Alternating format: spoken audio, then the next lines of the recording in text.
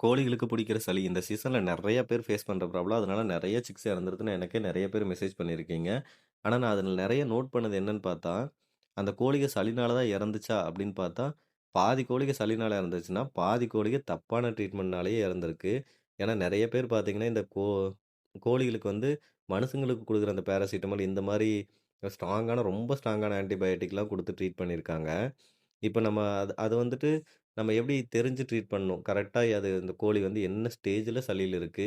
அதெல்லாம் தெரிஞ்சு ட்ரீட் பண்ணா தான் நம்ம கரெக்ட்டா ட்ரீட் பண்ண முடியும். அதனால தான் எனக்கு மெசேஜ் பண்ற எல்லாத்துக்கும் வந்துட்டு, அந்த கோழியோட ஏஜு, அது என்னென்ன சிம்ப்டம்ஸ் இருக்கு எல்லாத்தையும் கேட்டுட்டு அதுக்கப்புறம் தான் நான் ட்ரீட்மெண்ட் சொல்லுவேன்.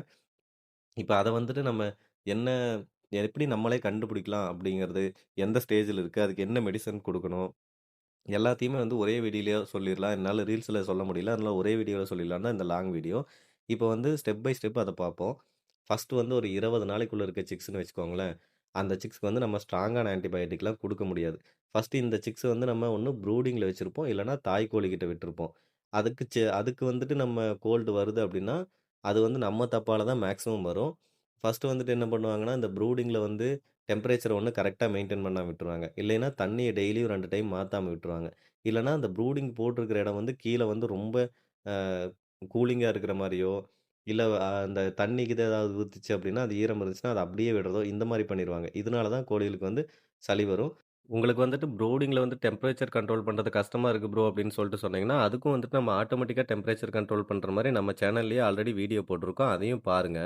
மேக்ஸிமம் சளி வந்து 2 ரீசன்னால தான் வரும். 1 இந்த குளிர்னால, 2வது வந்துட்டு பாக்டீரியானால. அந்த கிளீனா இல்ல அப்டின்னா பாக்டீரியாஸ் இதனால வரும். இல்ல டெம்பரேச்சர்லாம் கரெக்ட்டா இல்லன்னா, இந்த குளிர்னால வரும். ஸோ இத வந்துட்டு ஃபர்ஸ்ட்டு எப்படி கண்டுபிடிக்கணும்? அது பெரிய கோழியா இருந்தாலும் சரி, அ குஞ்சுகளா இருந்தாலும் சரி. ஃபர்ஸ்ட்டு இந்த குளிர்னால வந்துச்சா? இல்ல பாக்டீரியானால வந்துச்சா? அப்படின்னு எப்படி கண்டுபிடிக்கணும்னா, குளிர்னால வந்துச்சு அப்படின்னா, 1 கோழி 2 கோழிக்கு வந்திருக்கும். அது வந்து அவ்வளவா பரவாது. இப்போ ஒரு 2 நாளைக்கு அப்புறம் பார்த்தீங்கன்னா கூட, அந்த 2 கோழி தான் அப்படியே இருமிட்டு இருக்கும், இதாயிட்டு இருக்கும். அந்த மாரி தான் இருக்கும். அது வந்து பரவாது. இதே பாக்டீரியானால வந்துருச்சு அப்படின்னா, ஒரு 2 நாள் ஆகுறப்ப பார்த்தீங்கன்னா, ஃபர்ஸ்ட்டு 1 சிக், 2 சிக் இருமிட்டு இருக்கும். அதுக்கப்புறம் பார்த்தீங்கன்னா, 10, 20, 30ன்னு அப்படியே எல்லாத்துக்கும் பரவி போயிட்டே இருக்கும். இத வச்சே நம்ம பாக்டீரியானால இன்ஃபெக்ட் ஆயிருக்கா? இல்ல இந்த கோல்டுனால இந்த குளிர்னால இன்ஃபெக்ட் ஆயிருக்கா? அப்படிங்கிறத கண்டுபிடிச்சிடலாம். இப்போ கோல்டுனால இன்ஃபெக்ட் ஆயிருக்கு அப்படின்னா, அத வந்து நம்ம மருந்தெல்லாம் எதுவும் அதிகமா குடுக்க தேவையில்ல. சும்மா இந்த விட்டமின் சப்ளிமெண்ட்ஸ் அந்த மாரி சப்போர்ட் மட்டும் குடுத்து, வேணும்னா ப்ரோபயாட்டிக்ஸ்ன்னு சொல்லி ஒண்ணு இருக்கும். அத பத்தி நான் ஒரு தனியாவே ஒரு வீடியோ போடுறேன். அத குடுத்து அ சரி பண்ணலாம். ஆனா, அதுக்கு ரொம்ப முக்கியமா இந்த மருந்து இது எல்லாத்தையும் விட முக்கியமா என்னன்னா, அந்த ரொம்ப ஒரு பெரிய கோழியாவே இருந்தா கூட, குளிர் காத்து அது மேல படுற மாரி இடத்துல இருக்கக்கூடாது. அதுக்கப்புறம் கீழ படுத்திருக்க மாரி இருந்தா, அந்த தரை வந்துட்டு ஈரமா இருக்கிறது, இல்ல ரொம்ப குளிர்ச்சியா இருக்கிறது, அந்த மாரி எதுவும் இருக்கக்கூடாது. ஒரு சாக்கு பையோ அந்த மாரி ஏதாவது போட்டு, அத வந்து கொஞ்சம் வார்மா இருக்கிற பிளேஸ்ல வச்சுக்கணும். நேரா குளிர் காத்து அடிக்கிற மாரி பிளேஸ்ல இருக்கக்கூடாது. தண்ணிய டெய்லியும் 2 டைம் மாத்தி விடணும் கண்டிப்பா. கிளீனான வாட்டர் தான் குடுக்கணும். இப்படி தான் வந்து அத அத இந்த மாரி பார்த்துக்கிட்டாவே அந்த சளி தானாவே சரியாயிடும். நம்ம சும்மா சப்போர்ட்டுக்கு மல்டி விட்டமின்ஸ், இல்லன்னா ப்ரோபயாட்டிக்ஸ், இல்லன்னா எலக்ட்ரோலைட் பவுடர் இந்த மாரி ஏதாவது குடுத்தா போதும். இதுவே பாக்டீரியானால வந்திருக்கு அப்படின்னு வச்சுக்கோங்களேன், இப்போ அதுக்கு எப்படி ட்ரீட் பண்ணலான்னா, ஃபர்ஸ்ட்டு 20 நாளைக்குள்ள இருக்க சிக்ஸா இருந்துச்சு அப்படின்னா, அதுக்கு வந்து நம்ம ஸ்ட்ராங்கான ஆன்டிபயோட்டிக்லாம் குடுக்க முடியாது. ஏன்னா, அந்த சிக்ஸே வந்து ரொம்ப ஸ்ட்ரென்த் கம்மியானதா தான் இருக்கும். அந்த ஸ்ட்ராங்கான ஆன்டிபயோட்டிக் குடுத்தோம்னா, அதுவே வந்து சிக்ஸ வந்து கொன்றும். அதுவே ஒரு பாய்சன் மாரி ஆயிடும். ஸோ, அதனால வந்துட்டு அதுக்கு வந்துட்டு நம்ம இந்த டெட்ராசைக்ளின் பவுடர் இருக்குல்ல, இத வச்சு தான் ட்ரீட் பண்ணி ஆகணும். மேக்ஸிமம் 20 நாள் சிக்ஸ் வந்து டெம்பரேச்சர்லாம் கரெக்ட்டா இருக்க மாரி, அந்த மாரி அதெல்லாம் கரெக்ட்டா பார்த்துக்கோங்க. இப்ப தாய் கோழிட்டு இருக்கிறதுக்கு அந்த மாரி வருது அப்டின்னா, அதுல ஒரு என்ன தப்பு பண்றாங்கன்னா, குஞ்சுகள இன்குபேட்டர்ல பொறிக்க வச்சு, தாய் கோழிகிட்ட நெறைய குஞ்சுகள சேர்த்து விட்டுர்றாங்க. அப்போ வந்து அந்த கோழி வந்துட்டு போத்தி படுக்க முடியாது. அதனாலேயே வந்துட்டு அந்த குஞ்சுகளுக்கு சிக்ஸ் வரும். ஸோ இந்த மாரி தப்பெல்லாம் பண்ணாதீங்க. மேக்ஸிமம் 20 நாள் சிக்ஸுக்குள்ள வராம பார்த்துக்கிறது தான் ரொம்ப ரொம்ப அ நம்மனால முடிஞ்சது அதான். அப்படி பார்த்துக்கிட்டா தான் முடியும். டெட்ராசைக்ளின் பவுடர் வச்சு தான் அத ட்ரீட் பண்ண முடியும். இப்ப அதுக்கு மேல 20 நாளைக்கு மேல ஆயிடுச்சு. அதுக்கப்புறம் சளி பிடிக்குது அப்படின்னா, அந்த கோல்டுனால இப்படி பரவல, கோல்டுனால 1, 2க்கு தான் சளி பிடிச்சிருக்கு அந்த மாரினா, அத தனியா பிரிச்சு, அத வந்து பாக்டீரியல் இன்ஃபெக்ஷன் ஆகாத மாரி நல்ல கொஞ்சம் வார்மான பிளேஸ்ல, அ கொஞ்சம் ஹீட்டா இருக்கிற மாரி வார்மான பிளேஸ்ல, அந்த கீழ வந்து கூலிங்கா இல்லாத அந்த குளிர் காத்து வந்து நேரா அது மேல படாத மாரி பிளேஸ்ல வச்சுக்கணும். இப்ப இதுவே வந்து அந்த பெரிய கோழிகளுக்கு 20 நாளைக்கு மேல இருக்க சிக்ஸ்லேருந்து எல்லா கோழிகளுக்குமே பாக்டீரியானால இன்ஃபெக்ட் ஆயிருக்கு அப்டின்னா, அத ஸ்டேஜ் பை ஸ்டேஜா வந்துட்டு நம்ம ட்ரீட் பண்ணணும். ஃபர்ஸ்ட்டு வந்துட்டு அந்த சும்மா நார்மலா பாக்டீரியானால சளி புடிச்சிருக்கு அப்டின்னா, என்னென்ன சிம்ப்டம்ஸ் இருக்கும் அப்டின்னு பார்த்தீங்கன்னா, கோழி வந்து இருமும். அதுக்கப்புறம் மூக்குல வந்து சளி வரும். அதுக்கும் முன்னாடியே கண்டுபிடிக்கணும்னா, நீங்க கோழி கொஞ்சம் டல்லா இருக்கும்போது புடிச்சு பார்த்தீங்கன்னா, அது மூச்சு விடும்போதே ஒரு கொர்ர கொரன்னு ஒரு சவுண்ட் வர மாரி வரும். இதெல்லாம் வந்து நார்மலா சளி புடிச்சிருக்க சிம்ப்டம்ஸ். அதுக்கு வந்துட்டு என்ன ட்ரீட் பண்ணணும்னா, இந்த டெட்ராசைக்ளினோட கொஞ்சம் பவர்ஃபுல்லான ஆன்டிபயோட்டிக். அது வந்து நம்ம மெடிசின் சீரியஸ்ல ஒரு ஒரு ஆன்டிபயோட்டிக்கா பார்த்துட்டு வந்துட்டு தான் இருக்கோம். அத விட பவர்ஃபுல்லான ஆன்டிபயோட்டிக்னா, என்ட்ரோஃப்ளாக்சியேசன் மெரிக்வின் பிராண்ட் நல்லாருக்கு. அதுல வந்து என்ட்ரோஃப்ளாக்சியேசன் அப்டின்னு சொல்லிட்டு ஒரு மருந்து இருக்கும். அந்த மருந்து வந்து வாங்கி, அத வந்து எப்படி ட்ரீட் பண்ணணும் அப்படின்னா, ஃபர்ஸ்ட்டு வந்து அந்த சளி புடிச்சிருக்குல்ல, அந்த கோழிகள்லாம் தனியா பிரிச்சிரணும். பாக்டீரியல் இன்ஃபெக்ஷனால சளி புடிச்சிருந்துச்சுன்னா, அதெல்லாம் தனியா பிரிச்சிரணும். ஏன்னா, அது வந்து மத்த கோழிகளுக்கு பரவ விடாம பார்த்துக்கணும். அப்போ வந்துட்டு அத எப்படி ட்ரீட் பண்ணணும்னா, இந்த எண்டோஃப்ளாக்சியேஷன் மருந்த வந்து ஒரு ஒவ்வொரு கோழிக்கும் 0.5 எம்எல் சிரஞ்சில எடுத்து வாயில குடுத்துறணும். அதே அதே கொஞ்சம் அந்த தனியா பிரிச்சு வச்சுக்கிற நோய் வந்த கோழிகளுக்கே வந்து தண்ணீல 1 லிட்டருக்கு 1 எம்எல். இப்ப 2 லிட்டர் குடுத்தீங்கன்னா 2 எம்எல் அந்த மாரி மிக்ஸ் பண்ணி வச்சிரணும். அப்படி மிக்ஸ் பண்ணி அத வந்து ட்ரீட் பண்ணிக்கலாம். மத்த கோழிகளுக்கு வந்து கொஞ்சம் கொஞ்சம் அந்த பாக்டீரியல் இன்ஃபெக்ஷன் ஆயிருக்கும். அதனால அதுகளுக்கு வந்து வாயில குடுக்க வேணாம். அந்த தண்ணீல மட்டும் வந்து 1 லிட்டருக்கு 1 எம்எல் அந்த ரேஷியோல இது பண்ணி வச்சுருங்க. இது வந்து அந்த அந்த ஸ்டேஜ்க்கு. இப்ப அதுக்கும் அடுத்த ஸ்டேஜ் அட்வான்ஸா போயிடுச்சுன்னா, அத கொரைசான்னு சொல்லுவோம். அந்த கொரைசாக்கு வந்து இந்த என்ட்ரோஃப்ளாக்சியேஷன் தான் குடுக்க சொல்லி நெறைய பேர் சொல்றாங்க. அப்படி வந்துட்டு அத குடுக்கக்கூடாது. ஏன்னா, அது அவ்வளோ பெஸ்ட்டான அந்த அந்த இந்த சிச்சுவேஷன்ல அவ்வளோ பெஸ்ட்டா வேலை செய்யாது. அதுக்கு என்ன பண்ணலாம் அப்படின்னு கேட்டீங்கன்னா, தைலோசின் அப்படின்னு சொல்லிட்டு ஒரு இன்ஜெக்ஷன் இருக்கும். நம்ம மருந்தா குடுக்க முடியாது. இன்ஜெக்ஷன் தான் போட்டாகணும். தைலோசின் அப்படிங்கிற ஒரு இன்ஜெக்ஷன் வாங்கி, அத எப்படி குடுக்கணும்னா, பாடி வெயிட்ட பொறுத்து. இப்போ 1 கிலோ இருக்க கோழிக்கு வந்து 0.5 எம்எல் அதாவது 1/2 மில்லி 0.5 எம்எல் குடுக்கணும். இப்ப 1/2 கிலோ இருக்குதுன்னா, அது அப்படியே பாதியா 0.25 எம்எல் 1/4 எம்எல் அந்த மாதிரி.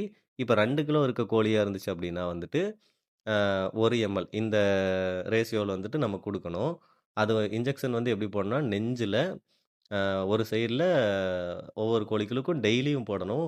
குறைஞ்சது ஒரு 3 நாளைக்காவது போடணும். இத வந்து போடுறப்ப என்ன நோட் பண்ணணும்னா, அந்த இன்ஜெக்ஷன போட்டு 1 நாள் வந்துட்டு ட்ரீட் பார்க்கணும். 1 நாள்லருந்து அதாவது 24 மணி நேரத்துக்கு அப்புறம் 48 மணி நேரத்துக்குள்ள ஏதாவது இம்ப்ரூவ்மென்ட் தெரியுதா? இல்ல அப்படியே தான் இருக்கா? அப்படிங்கிறத நோட் பண்ணணும். அப்படியே தான் இருக்கு அப்படின்னா, இத விட பவர்ஃபுல்லான ஆன்டிபயாட்டிக் கோழிகளுக்கு கிடையவே கிடையாது. இன்னும் நெறைய சொல்லுவாங்க. அதெல்லாம் வந்துட்டு இந்த மனுஷங்களுக்கு குடுக்குறது அந்த மாரி இருக்கும். அதெல்லாம் வேணாம். இத வந்துட்டு இன்னும் பவர்ஃபுல்லான ஆன்டிபயோட்டிக் போகணும் அப்படின்னா, இத விட பவர்ஃபுல்லான ஆன்டிபயோட்டிக் கிடையாது. அதனால என்ன பண்ணலான்னா, இந்த தைலோசின் இன்ஜெக்ஷனும் வந்து போட்டுக்கோங்க டெய்லி ஒரு டைம். அதோட சேர்த்து டாக்ஸிசைக்ளின் அப்படின்னு சொல்லிட்டு ஒரு பவுடர் இருக்கும். அந்த பவுடர வாங்கி, எ அந்த தண்ணீல வந்து 1 லிட்டருக்கு 1 கிராம் அப்படிங்கிற ரேஷியோல மிக்ஸ் பண்ணணும். 2 லிட்டர்னா 2 கிராம். அதிலேயே வந்து டோசேஜ் பின்னாடி போட்டிருப்பாங்க. அந்த பவுடர வாங்கி தைலோசின் இன்ஜெக்ஷனையும் போட்டுட்டு, இதையும் வந்து மிக்ஸ் பண்ணி குடுக்குறப்ப, அந்த ஆன்டிபயோட்டிக் வந்து இன்னும் பவர்ஃபுல்லா இருக்கும். ஸோ இத இத வந்து குடுக்கலாம். அதாவது டைலோசின் இன்ஜெக்ஷன் போட்டு 24 ஹவர்ஸ்ல எந்த சிம்ப்டம்ஸும் தெரியல அப்படின்னா, இதையும் சேர்த்து குடுத்து ட்ரீட் பண்ணலாம். அதுக்கப்புறம் இப்ப இதுக்கும் இந்த 2யும் குடுத்து என்னோட கோழி வந்துட்டு எந்த இம்ப்ரூவ்மென்ட்டும் இல்ல அப்டின்னா, அதுக்கும் நெறைய பேர் நெறைய மருந்து சொல்லுவாங்க. இந்த அ அதெல்லாம் பார்த்தீங்கன்னா, இத விட பவர்ஃபுல்லான ஆன்டிபயோட்டிக் கிடையாது. அவங்க சொல்றதெல்லாம் மேக்ஸிமம் நோட் பண்ணி பாருங்க.